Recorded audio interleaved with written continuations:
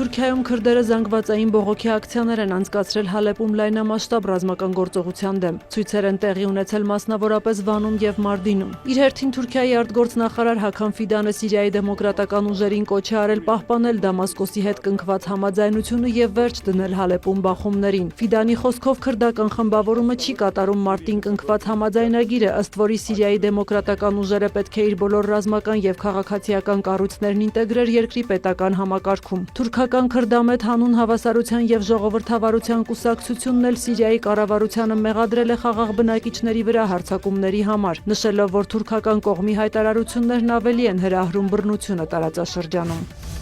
Մոսկվան Ուկրաինայում արևմտյան զորքերի տեղակայումը միջամտություն կհամարի, հայտարարել է Ռուսաստանի արտգործնախարարության խոսնակ Մարիա Զախարովան, մեկնաբանելով Լոնդոնի, Փարիզի եւ Կիևի եռակողմ հռչակագիրն Ուկրաինայում պատերազմի ավարտի դեպքում այնտեղ բրիտանական եւ ֆրանսիական զորքերի տեղակայման մասին։ Ուկրաինայի տարածքում արևմտյան երկրների ռազմական ստորաբաժանումների, ռազմական օբյեկտների, պահեստների եւ այլ ենթակառուցվածքների տեղակայումը կորակվի որպես օտարերկրյա միջամտություն, որն անմիջական սպառնալիք է ներկայացնում ոչ միայն Ռուսաստանի, այլև եվրոպական այլ երկրների անվտանգության համար։ Բոլոր նման ստորաբաժանումներն ու օբյեկտները կդիտարկվեն որպես օրինական ռազմական թիրախներ Ռուսաստանի զինված ուժերի համար, հայտարարել է Զախարովան։ Այս հայտարարությանն արձագանքել է Մեծ Բրիտանիայի վարչապետի խոսնակը։ Նա նշել է, որ ռազմական գործողությունների ավարտից հետո բրիտանական զորքերը կտեղակայվեն Ուկրաինայի ապագա զինված ուժերը կառուցելու, Ուկրաինայի անվտանգությունն ապահովելու եւ Ռուսաստանին ապագա հարձակումներից զերծ պահելու համար։ Խոսնակը շեշտել է, որտեղ էլ տեղակայվեն Բրիտանիայի զինված ուժերը, նրանք ունեն ինքնապաշտպանության իրավունք։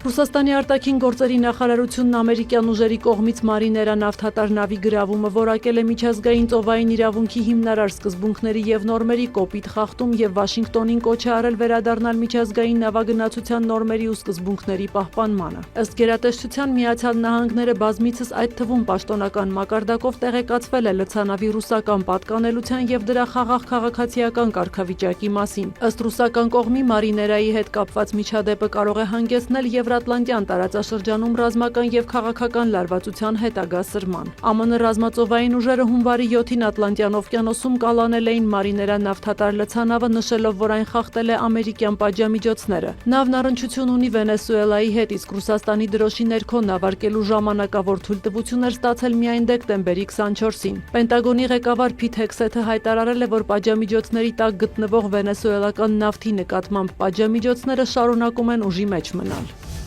Իրանում արդեն մի քանի օր շարունակվող բողոքի ակցիաներն աշխարհագրորեն ընդլայնվել են, ավելացել է նաև մասնակիցների թիվը։ Ցույցերն ընդգրկել են ավելի քան 280 քաղաք, այդ թվում մայրաքաղաք Թեհրանը եւ մյուս խոշոր քաղաքները։ Ի նշան բողոքի ցուցարարները որոշ քաղաքներում հրկիզել են գերագույն առաջնորդ Ալի Խամենեիի եւ Միացյալ Նահանգների կողմից սպանված գեներալ Ղասեմ Սոլեյմանիի պատկերներով պաստառները։ Ըստ իրանական լրատվամիջոցների ցուցարարների մի մասը զինված է մարտական եւ որսորդական զենքերով։ Նրանք կրակ են բացել ոստիկանների ուղղությամբ։ Բախումների հետևանքով կան զոհեր եւ վիրավորներ։ Իրանի իշխանությունները հայտարարել են, որ ջանք չեն խնայում օրենքի շրջանակում ժողովրդի օրինական պահանջները բավարարելու համար։ ԱՄՆ պետքարտուղար Մարկո Ռուբիոն թվարկել է այն քայլերը, որոնք պետք է ձեռնարկվեն Վենեսուելայում։ Առաջին հերթին երկիրը պետք է կայունացնել։ Ըստ Ռուբիոյի Վաշինգտոնը չի ցանկանում, որ Վենեսուելայում քաոս առաջանա եւ իր ամենաուժեղ լծակն է համարում նավթային սահմանափակումները։ Ռուբիոն հիշեցրել է, որ ԱՄՆ-ն 30-ից 50 միլիոն բարել վենեսուելական նավթ կստանա եւ այն կվաճառի շուկայական գնով։ Այդ գումարը նրա խոսքով կբաշխվի այնպես, որ օգուտ բերի վենեսուելացիներին։ Երկրորդ փուլն ըստ ԱՄՆ պետքարտուղարի Վենեսուելայի վերականգնումն է եւ վենեսուելական շուկայի հասանելիությունն ամերիկյան, արևմտյան եւ այլ ընկերությունների համար, ինչպես նաեւ բանտերից ընդդիմադիր գործիչների ազատ արձակումը, քաղաքացիական հասարակության վերականգնումը։ Երրորդ փուլում Ռուբիոյի խոսքով արդեն տեղի կունենա իշխանության փոխանցում։ Հունվարի 3-ին ԱՄՆ-ն հատուկ գործողություններ իրականացրել եւ Վենեսուելայի նախագահին ու նրա կնոջը տեղափոխել Միացյալ Նահանգներ։ Նրանք մեղադրվում են թմրահաբեկչության, ԱՄՆ կոկաինի մատակարարման եւ զենքի հետ կապված գործարքների համար։ Ամերիկյան հատուկ գործողության ընթացքում Վենեսուելայում առնվազն 100 մարդ է զոհվել։